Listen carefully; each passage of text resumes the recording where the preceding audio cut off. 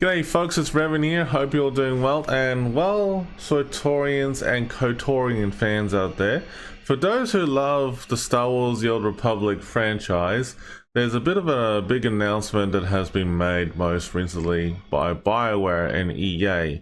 So Bioware has basically come out a bit swinging this year because they had been thinking about the future for Star Wars The Republic for quite some time, and they had this game for 12 years in the making. 12 fantastic years. Now, the game was announced back in 2008, as you know, and basically the game has been in development and has been pushed out a few years later. And when the time came in 2011, as you know, that the game came out on the shelves and we were able to play it online for the first time. I still remember the days back in the time when we did the alpha and beta testing, and it has been a fantastic game all around. The graphics has improved dramatically since then, and also the user interface, the character development, the storyline is still fantastic.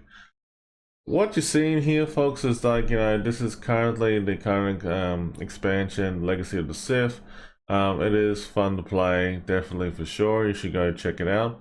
But most recently, that Bioware and Broadsword have come into a mutual agreement with each other now to finally announce that that the game itself for Star Wars: The Old Republic is going to be moving over towards a new owner. Now, Bioware will still be around behind the scenes in its legacy and everything. I think Bioware's logo will still be around, and you know, and anything to do with Bioware and its history and everything like that won't change, because it is, after all, they did make the game to begin with, and they are technically still the legal rightful owners of the franchise. Now, Bioware is going through a lot of transition changes, as we have heard and seen behind due to some announcements that they've been making. But let's just hope that, you know, things go well for them, for their franchise, for the Mass Effect and Dragon Age, because like they really need to do well in that in going forward. But if they don't, I have a bad sneaky suspicion that if they don't do well, EA might close them down, unfortunately, if that does happen. But let's not speculate, because I believe strongly that Bioware will prevail and they will do well. So Bioware, first of all, thank you so much for the 12 wonderful years for Star Wars: The Old Republic, and you guys have been awesome. There's no doubt about it. There's one word I can summarize it: you have been awesome. The storyline's great. You have learned a lot from your mistakes. You also have learned a lot, you know, from things that you could have done better. But at the same time, that it is good to see that you are improving, and that's the good thing about it. That's the main thing. So let's talk about with Broadsword. So Broadsword is an online gaming company that has been around for quite some time, and they are a company with Mythic Entertainment, which is actually pretty nice, and they got a, you know, good legacy right there. As you can see, they got a couple good games there called Ultima Online and also Dark Age and Camelot. They're doing pretty good. I have heard and seen some good reviews about that, so it's a good thing to see that it's Star Wars: The Republic is moving over to a good owner. So it's been a big you know, rush, you know, like for the certain updates and announcements and everything that what Bioware is doing right now, and also Broadsword. So what's happening is that what we've been seeing and hearing from different sources, that there are gonna be some staff that have been with Bioware for quite some time are gonna be moving over to a new project, and they're moving over towards Broadsword. So some of them are going there, some of them are staying around with Bioware, but you know, the game is going to be still around for you to play and have fun with overall. But technically speaking, Bioware and also Broadsword in many ways is going to be around in our hearts and going forward.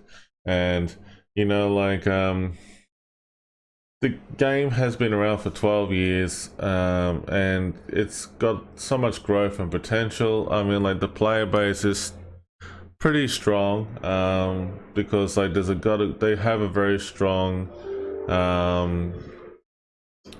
like player base for free to play in comparison to subscribers. But have to admit though that it is a game that you can come back to and just have fun and be part of something great.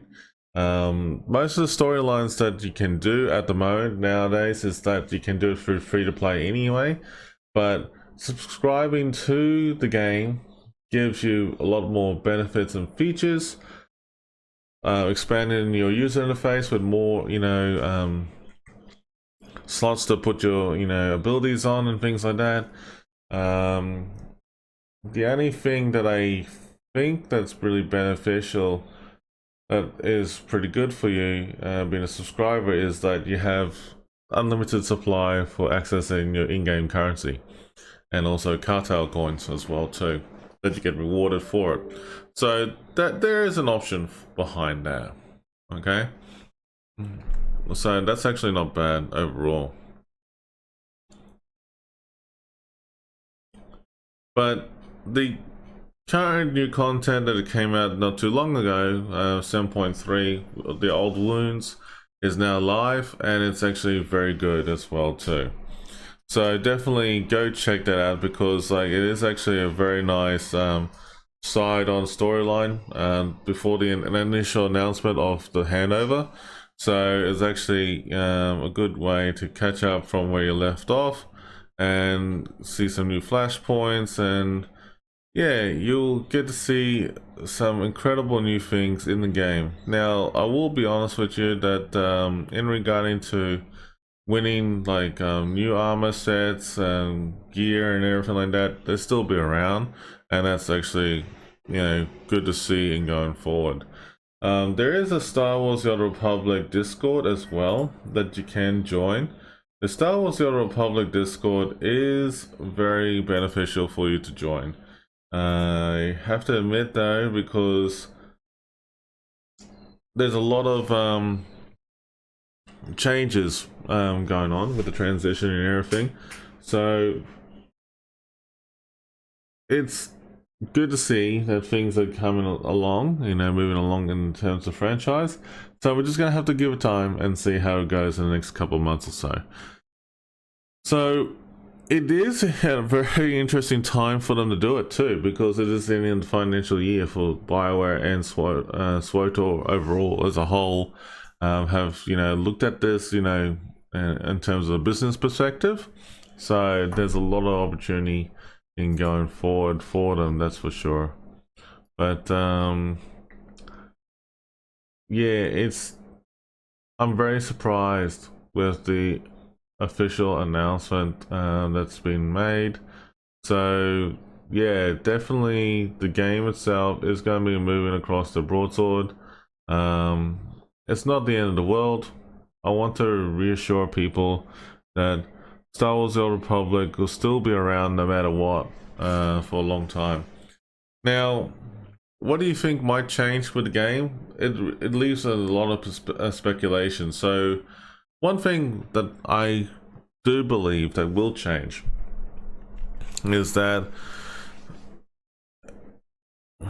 you might see the difference in terms of the logo. You might see the difference of the announcements, the newsletters and everything like that. That might change a little bit. I believe that, you know, like anything to do with the logos of EA, Bioware, or any past history videos and things like that, that won't change. All right, that won't change. Anything to do with future content will change. So basically anything to do with future announcements and stuff like that, I think Broadsword will still show royalties towards EA and Bioware, because after all, they were the original people who had made the game from the ground up. So it is probably the best move in history to preserve a very strong MMO community. Now, MMO communities like this need to keep evolving and keep growing. And honestly, Star Wars: The Old Republic, to me, it didn't seem like it was making a lot of money because of, you know, like overall due to a lot of things that happened. Like, for example, a good example was when the lack of content and lack thereof, and staff internal changes happened as well to other things that implicated the business overall, to slow down productivity and efficiency of making more new content for the game. We've been seeing that Star Wars: The Old Republic has been slowly, gradually dying because, like, it felt like that there was not much new content going on into the game as such. You know, like, aside from the new armor sets, weapons, and also getting the monthly cartel coin rewards, it was just basically getting to the point that we were just wondering, like, what's the point of playing the game if nothing's really coming out. Now, they were slowly during the COVID years were able to produce a whole new chapter and storyline and things like that. That's all good, and it only lasted for a short period of time though, unfortunately. But the one best thing that they have done so far is in introducing the new dual spec specialization, and that is something I love. The dual spec specialization is basically, back in the old days in Star Wars: The Old Republic, you had to create individual classes, right? So basically you had Sith, Jedi, non-Force users. For the Republic, you had the Scoundrel or the Smuggler, and also the Trooper, right? On the Imperial side, on the Sith side, you had the Imperial Agent and also the Mandalorian Bounty Hunters, right? So the good thing about it now in the dual spec side of things is that it overlaps each other on both sides. So basically you can either play as a power tech bounty hunter with either Imperial Agent or Smuggler or Commander abilities as a second spec, and that was actually freaking awesome, mind you. And that's the same thing to do with the Sith and the Jedi for all their classes as well too. So if you have a counselor that is like a shadow tank, for example, and you can put a Sork ability as an off spec, that's like for range DPS, it's like pretty damn cool. If you're playing the Sith side, you can play, say for example, a Sork, and you can change it over to a Sage abilities, and mate, that's fun. I mean, like, I have to admit, the people who created that idea and went in, big strives to do that, we had been asking about dual specking for many years, and I'm just so glad that has finally happened. Sentinels can have, dual spec for being a Guardian, a tank if they wanted to be, or DPS, or anything like that. Same with the Sith Warriors in that perspective, but they also can be like either Sork or Sage if they wanted to as well too, or be a Shadow or Assassin. I think that's pretty badass. Mind you though, overall, the game is evolving, the game is changing for the better, and I think Star Wars: The Republic in 2023 right now is a little bit, like stagnant right now, but I have high hopes that the game is going to be moving forward. So I think it's a good positive move for Bioware to let Broadsword take over, and yeah, it's going over to a new studio. Doesn't mean that does Bioware no longer own the game. Technically, it still owns the game, but in terms of who is managing the game now is different. It's going to be with Broadsword. So it's going to be interesting. So it's going to be a different perspective in going forward. But it'll be interesting to see how they, do a lot of things and how they manage things. But yeah, that's the larger picture is that EA is going through a lot of restructuring for the business, and it's basically when I was reading this announcement, basically the game itself, is leaving Bioware. So pretty much 2 weeks ago, IGN reported that SWTOR's development will be transferred to a third-party studio, Broadsword Gaming.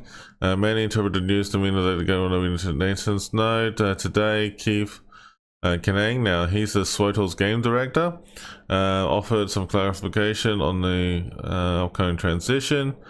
The game is not going into maintenance mode to begin with. So basically, what they're gonna say is that the game is going to go through a big transition. It is pretty much, the game is going to go through a big transition. He did clarify, saying that there's nothing going to happen to the existing stuff that's already there, but pretty much anything to do with anything that's related to Bioware or anything like that, it's basically Broadsword is pretty much still under the same umbrella with them, in terms of Bioware, EA and everything. They're basically 3 companies working together, and the way I understand it is that Bioware is handing over the reins to Broadsword. Broadsword's going to take over it. EA is just basically making sure that the agreement has still been maintained, and aside from that, we still play. I got a lot of Star Wars The Old Republic figurines. I have a lot of Bioware stuff that I'm wearing, and also got at home as well too. So at the end of the day, I think it's a pretty good move now, after this announcement, because a lot of people did say in a negative way that they thought that Star Wars The Old Republic was gonna close down. That was pretty bad news for a good couple of years. So when people were talking about that for a good couple of years, I have to admit I was one of them as well, because at the time I felt that nothing was progressed. But remember, we had the COVID years, and even though the new storyline chapter came out, it just felt like a bit bland. That's pretty much honest. But have to admit though, in going forward, I do hope for the future for Star Wars: The Republic that it'll be going well for another 12 years at least. So hopefully onwards and upwards. But the biggest thing that I can tell you folks is that not all games stay around forever, unfortunately, and we have seen that happen with a lot of franchise games out there. Like for example, Star Wars Galaxy is a good example. Star Wars Galaxies, we loved it. A lot of people who have played it love that game religiously, and there are people out there who are able to play it on a different game server that's been heavily modded and modified or whatever. But honestly, times have changed.